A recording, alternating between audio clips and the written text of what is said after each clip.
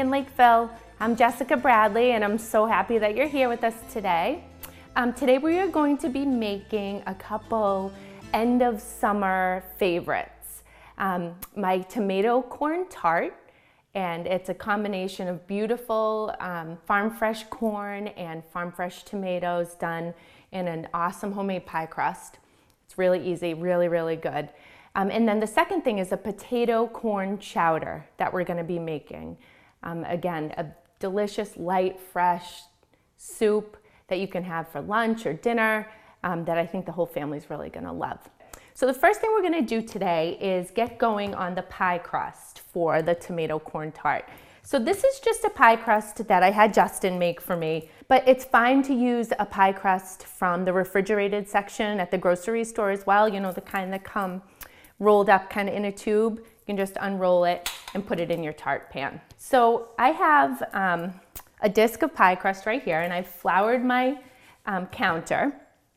And what I'm gonna do now is just gonna roll it out, and I'm gonna put it in my pie crust, and what we're gonna do is we're gonna blind bake it. So I'm gonna get a little bit more flour on my board, right here, and a little bit of flour on the top, because the last thing you want this to do is stick to your rolling pin. Flour up your rolling pin a little bit. And then we're going to just gently apply some pressure, keep the crust moving, make sure you have flour underneath it, and roll it out into a disc. And you want your disc to be slightly bigger than your tart pan so that you can make sure that it fits in. I'll show you how to do that. So keep it going, and if you need to add more flour so that the crust doesn't stick. Now we love this pie crust recipe because it's really flaky and just very tender. And the key is to handle the pie crust as little as possible. This is perfectly rolled out. So what you're gonna do is just put your pin, your rolling pin, right on the pie crust and take one side and roll it up. Mine's sticking a little tiny bit onto your tart pan. And you want to just gently guide, let me get this out of the way, the crust into the tart pan. You don't want to stretch it or pull it, because anywhere that it's been stretched is going to contract when you cook it. So you're going to have it, it'll shrink if you stretch it. So you just want to gently make sure it's in there. Give it a little bit of extra, if you like a little bit of a thicker crust. Okay, then what we're gonna do is roll this off. We're gonna get rid of the excess over the edges just by going around, taking your pin, going around in the edge of the tart pan. We'll clip it off for you. So I always like to, bake this on a cookie sheet with some tin foil on it. And that is because afterwards when we fill it, I don't want it to all, the tomatoes to bubble over and burn the bottom of my stove. So I'm gonna grab one other piece of tin foil, and then I'm gonna show you how we do blind baking. So I'm gonna add this tin foil right on top of the crust and just gently press it in. Then what you're gonna do, you can either use dried beans. I have some just uncooked rice right here. You just want something to weigh down the foil, and then we're gonna put it in the oven and we're gonna bake it until it's partially cooked. And the whole point of this is to set the crust as well as make sure it is cooked, because we're gonna be putting juicy tomatoes and stuff, and you don't want a soggy crust. This is gonna help make a crispy crust. So we're gonna throw this in a 350 oven. I'm gonna say for about 10 minutes or so, just until it looks set and is no longer raw. So now that I have the pie crust starting to bake in the oven, I'm gonna get going on the bottom layer of the tart. And it's really, really simple. This is kind of one of those things that you can just put on the stove and put on low and just let it do its thing. So I have here one yellow onion, nice and sweet. Most of the ingredients for this tart you can get right at the farm stand.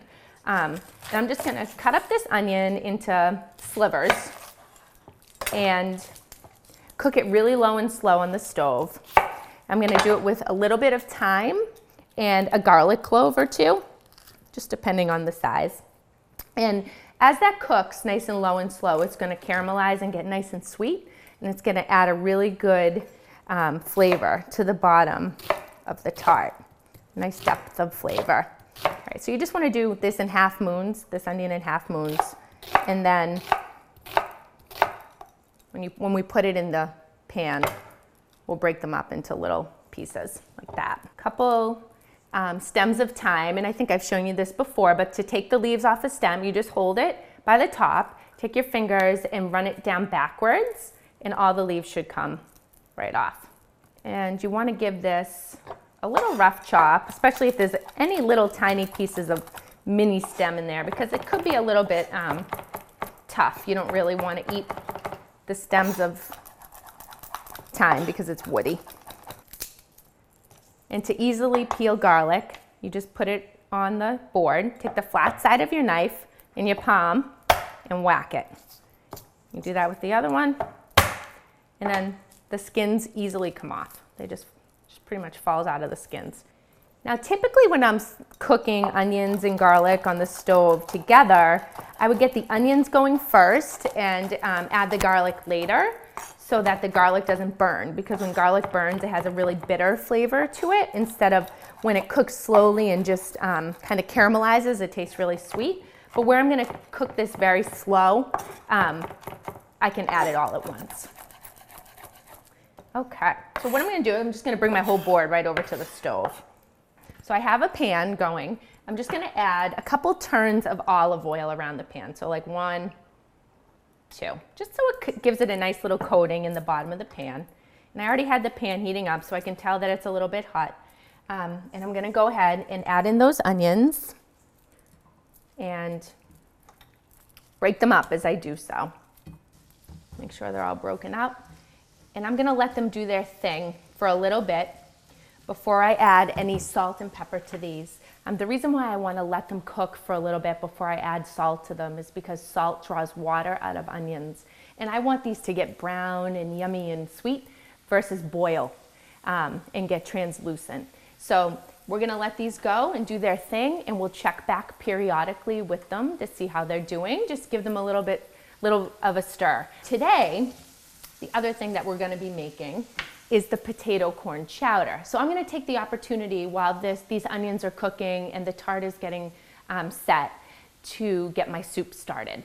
So now we're going to get started on the potato corn chowder. We're going to start this soup with the base that a lot of soups start with: some onion and some celery and some garlic. Just like we just did for the tart, we're going to cut up an onion. This time I'm not going to do it in the half moons. I'm actually going to dice it up.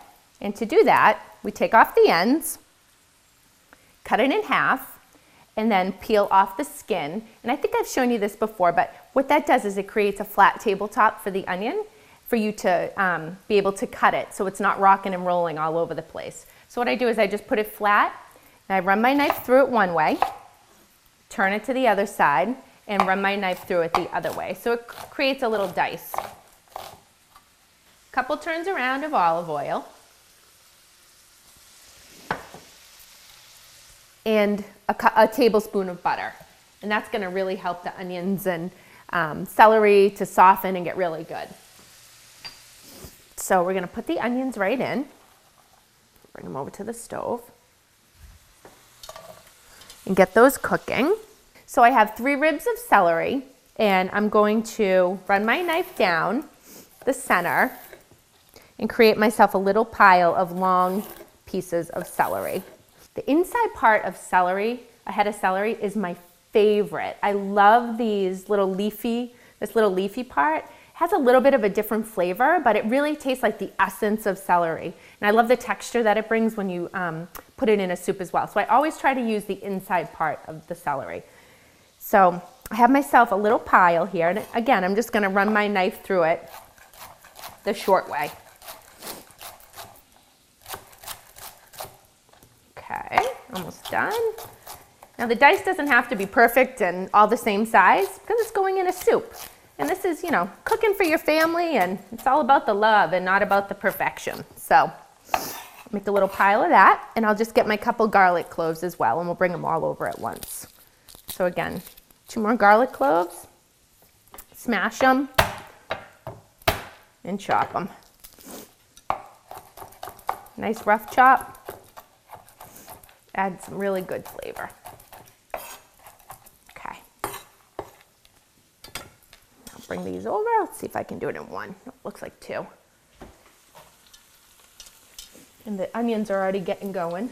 So I'm gonna give the onions a little stir here because they're starting to brown a little bit. And this is the perfect time for me to add a pinch of salt to these. Give them some flavor and a couple cranks of black pepper.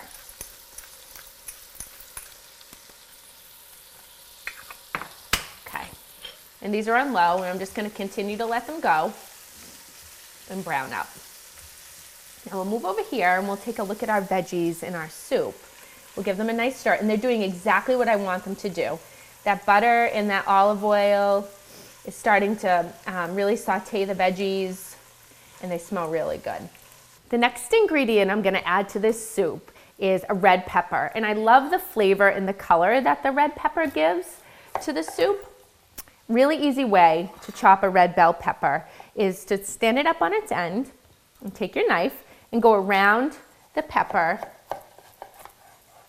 in slices. Now what you're trying to do is you're trying to avoid cutting out this membrane right here because it doesn't taste good. It doesn't have any really flavor to it. So just in nice slices. Oops. There we go. And then just the bottom. And all you're left is with the core. That can go in your compost bowl. And then what we're gonna do is we're gonna lay these flat. We're gonna put the skin side out on the board. I found it's much easier to chop a pepper that way if you're chopping the inside with the flat part on the board. So again, just like we did with the celery and the onion, we're gonna make some long slices. Pile them all up and then run the knife through it the opposite way and throw them in with the other veggies. So let's get this over to the stove. Okay, I'm gonna add a little bit of salt and pepper at this point.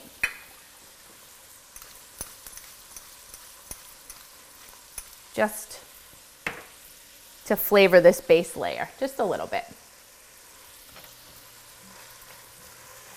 Okay, let's check the tart.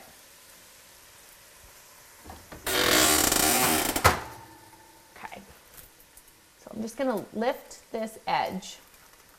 So this looks like it's almost ready. It's starting to set a little bit. It's no longer raw, but I'm gonna give it probably another 2 to 3 minutes before I pull it out.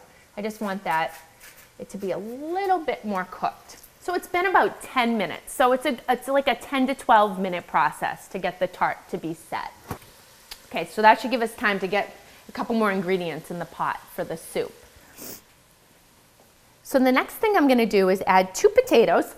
I picked these up at the farm. They're just, yellow potatoes. One tip I wanted to pass on that I recently read and learned was that you can tell if potatoes are farm fresh potatoes and they've been recently dug up and picked, if their skin can kind of be rubbed away when you do this. When potatoes have been picked and have sat for a long time, their skin gets tougher and it's harder to rub away. So the skin should be really tender and almost like flaking off of the potatoes. So I thought that was a really fun tip and a really easy way to tell if are these really fresh or not. So, and these ones are. So what we're gonna do, just like we've done with everything else, is cut the potato in half and use that flat tabletop and create just a nice bite-sized dice by running our knife down.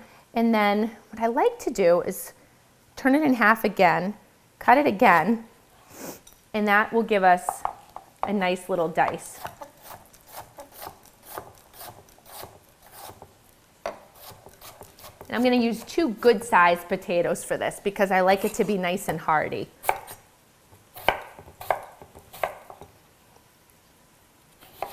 Okay. Now this is a lot of potatoes, so I'm gonna bring my board right over to the stove so I don't have to do a bunch of trips back and forth. I'm just gonna slide them in.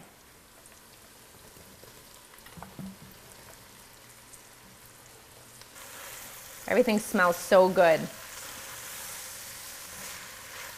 Everything looks so good too.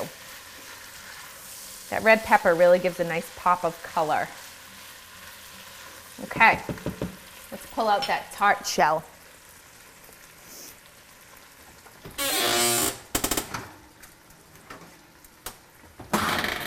And I'm actually just going to put the tart shell aside for now while I finish putting the soup together and prepping the ingredients for this, which is a good thing because I want the shell to cool just a little bit before I layer the ingredients on and pop it back in the oven. So I'm just gonna put it over here and pull off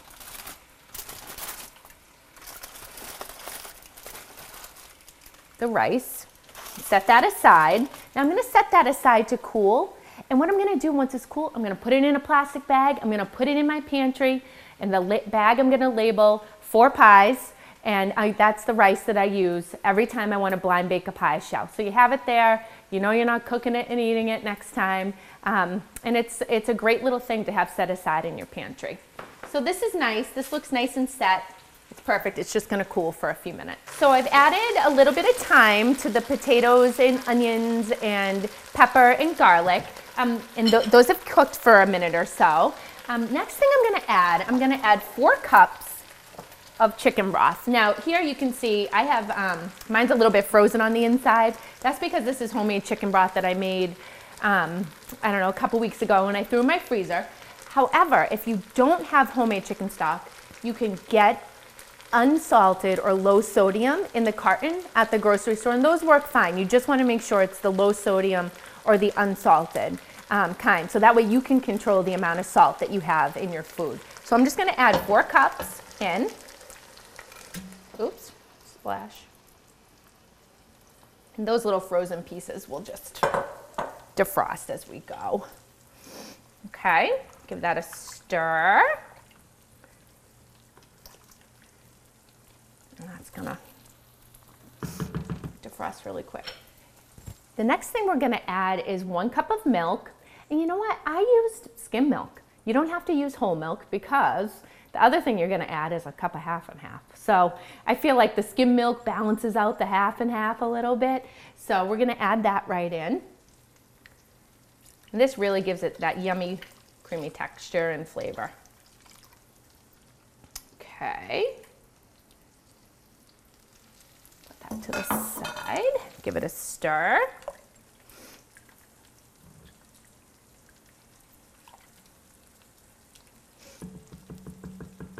And then the other part of potato corn chowder, the corn.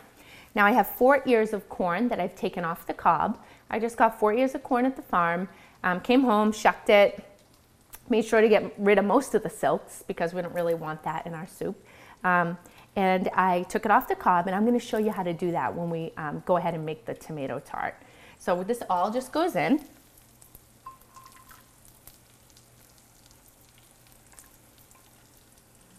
And then the last couple ingredients are just salt and pepper.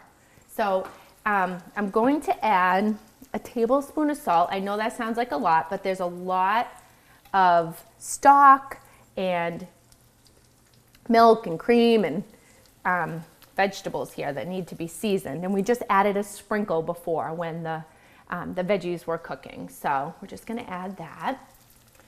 And then I'm gonna add about 1.5 teaspoons of fresh ground pepper. And you could measure it out. I'm just gonna eyeball this. And if you like it less salty, then add less. If you like it more salty, add more. If you like it a little spicy, you could add red pepper flake if you wanted to, or a little bit more black pepper. It's all about doing it to your taste. So that looks like about 1.5 teaspoons to me.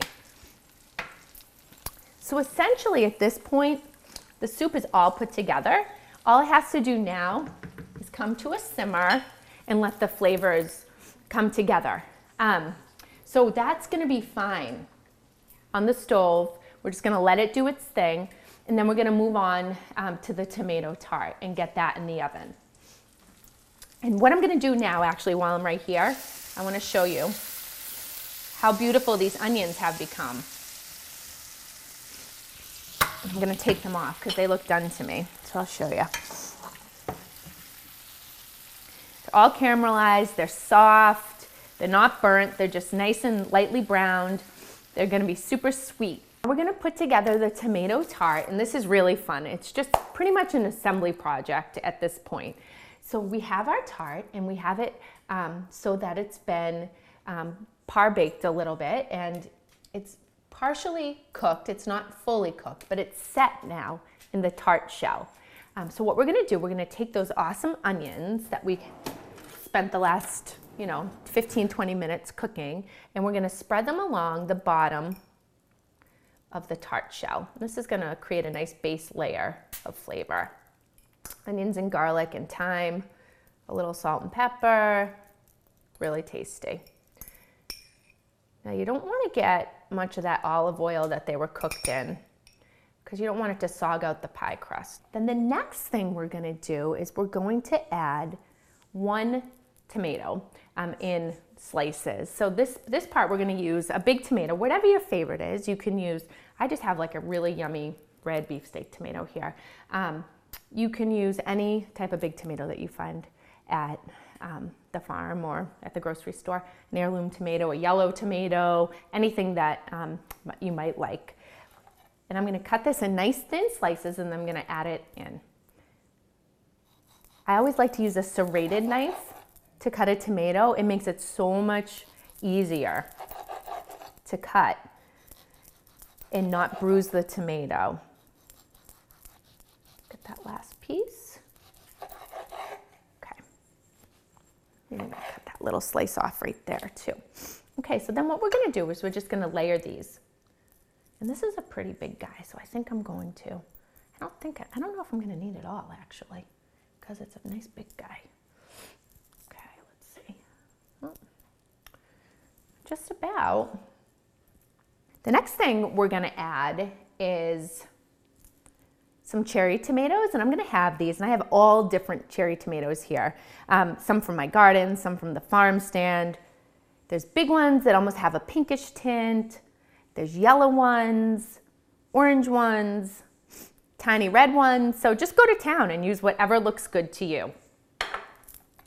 So, and depending on the size of the tomatoes, it's gonna depend on how many you use. Let me put these over here. Other thing I like about this tomato tart is so pretty. It looks like it's like a gourmet meal when really you're just throwing things in layers on a pie crust and baking it in the oven. It's very impressive for not a ton of effort, so, and it's very fresh. Get a couple more in there. We like it really tomatoey. That. Let's see, one more big one. You see how the colors are all kind of popping out? It's just so pretty to eat. All right, that looks good to me. This is the butter and sugar corn that I was telling you about when I was making the soup. You can see that it's yellow and white, and that's why it's called butter and sugar corn. It's super sweet. It's a little bit more of a hearty kernel than the Silver Queen corn, which is what this is.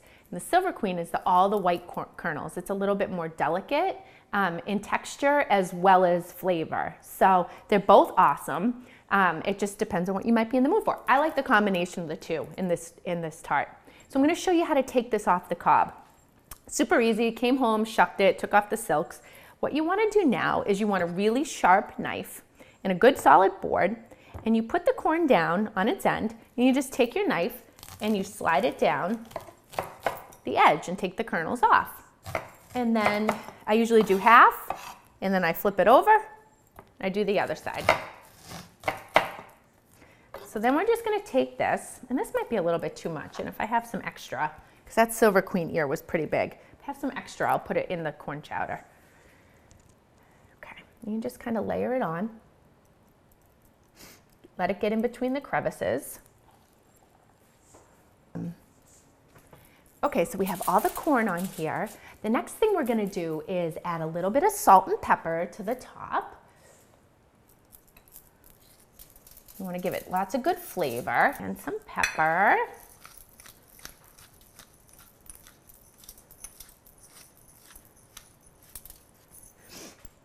And then we're gonna take some fresh basil. And pull off the leaves. You know, these are all pretty much the same size, so I'm gonna just chop them right off at the stem. And I'll show you an easy way to make little ribbons of basil. You line them all up on top of each other, the leaves, starting with pretty much the biggest ones on the bottom, the smaller ones on the inside. And then you roll them up into a little tube, almost like if you're rolling a burrito. You take your knife and run it through. And when you're done, you'll have ribbons of basil, and it's so pretty. And we're gonna just scatter these on the top for a nice earthy flavor for your tart. 2 more ingredients. Parm cheese, Parmesan, makes everything better. We're gonna add this on the top, and it's gonna give a delicious saltiness and crustiness to the tart. And it's gonna brown and taste really, really good. And then a drizzle of olive oil just to help everything brown. Okay, and back in the oven it goes. So it's gonna be at 400.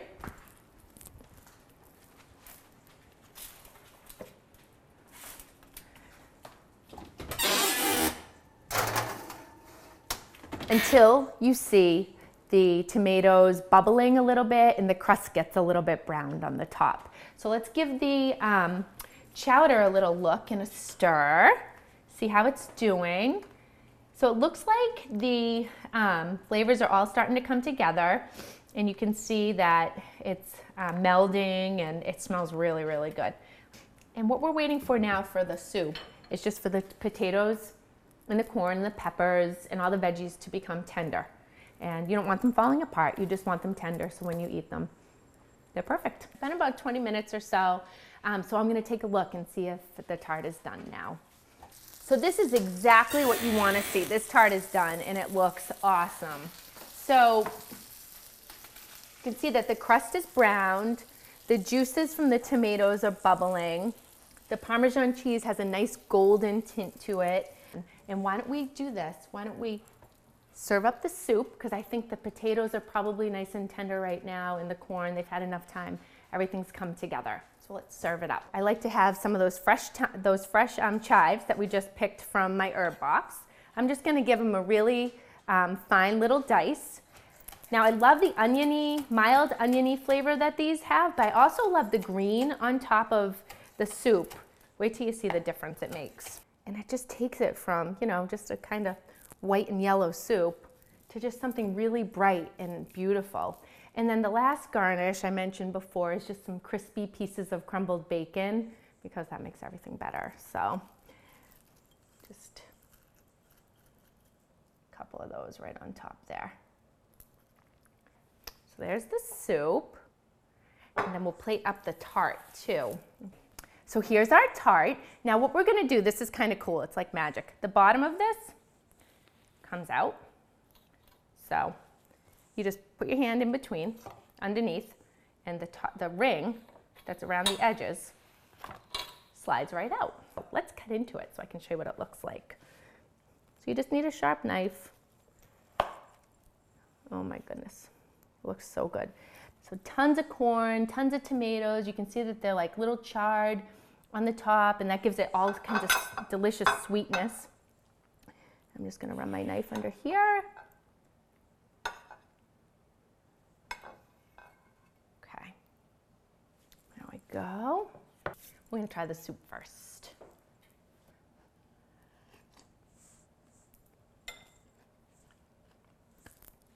So good. Those potatoes are earthy and delicious. They still have a little bit of firmness to them. The corn is sweet and crunchy. That bacon is smoky. It's really, really, really good for lunch or for supper. I hope you really love that, because we do. Now let's try the tomato tart. Now what I love, when I just used my fork to cut into that piece of tart, I felt the bottom of the crust. It crunched underneath my fork. So that tells me that the bottom's gonna be flaky and crunchy, which is a really good sign. So let's get a little bit of everything.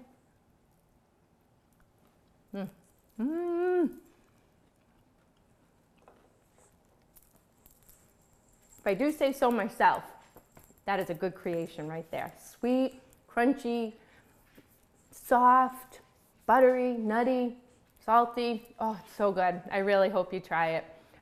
These are two awesome meals that you can take advantage of the late summer offerings at your farm stand. I think your whole family will like them. And I hope that you enjoy them as much as we do. Thanks. Have a great rest of your summer. Bye.